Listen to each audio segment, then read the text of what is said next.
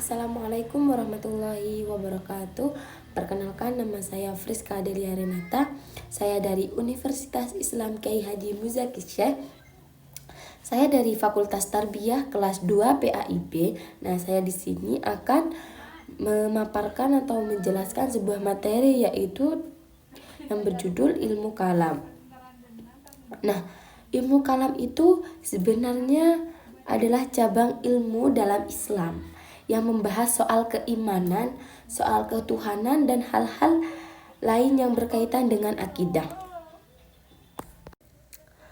Nah, ilmu ini dikenal juga dengan nama ilmu tauhid, ilmu usuluddin, atau kadang disebut juga fiqh akbar. Kenapa? Karena fokus utamanya adalah menguatkan keyakinan kita kepada Allah lewat dalil nakli dan akli. Nah, dalil nakli ini dalil dari wahyu, sedangkan dalil akli itu dalil yang berasal dari akal.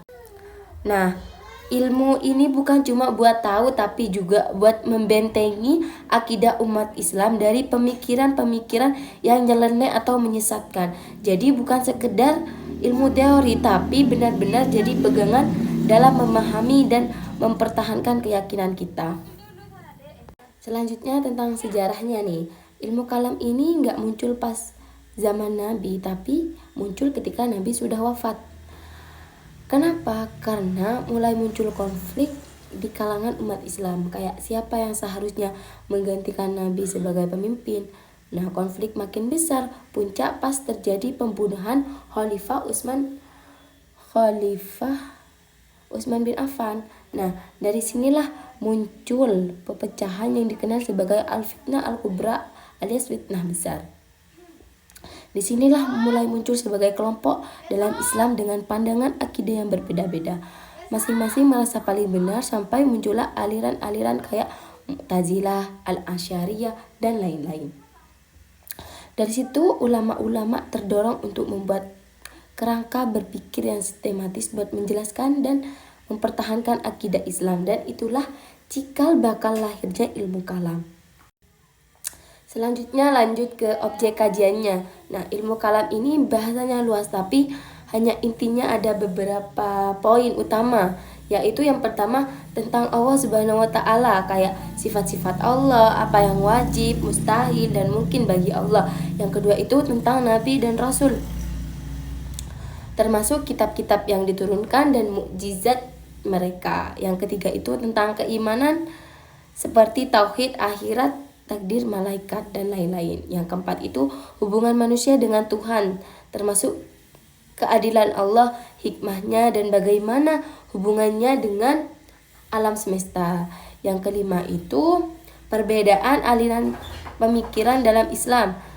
Ini termasuk bahasan tentang kelompok-kelompok pemikiran yang muncul dan pandangan mereka terhadap sifat Allah, takdir, dan lain-lain. Jadi dari sini kita bisa tahu bahwa ilmu kalam itu bukan cuma soal hafalan dalil, tapi lebih ke pemahaman logis dan mendalam. Nah, sekarang kita masuk ke hubungannya ilmu kalam dengan ilmu keislaman lain. Nah, ilmu kalam itu nggak berdiri sendiri, dia saling berhubungan sama cabang ilmu lain seperti fiqh, tasawuf, dan filsafat.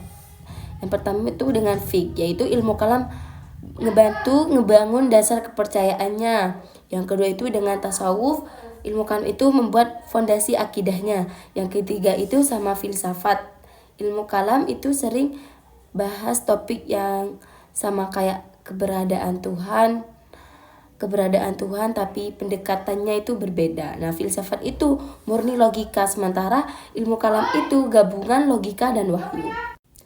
Nah, kesimpulannya itu ilmu kalam itu ibarat fondasi dalam bangunan Islam. Nah, kalau fondasinya kuat, bangunannya juga kokoh.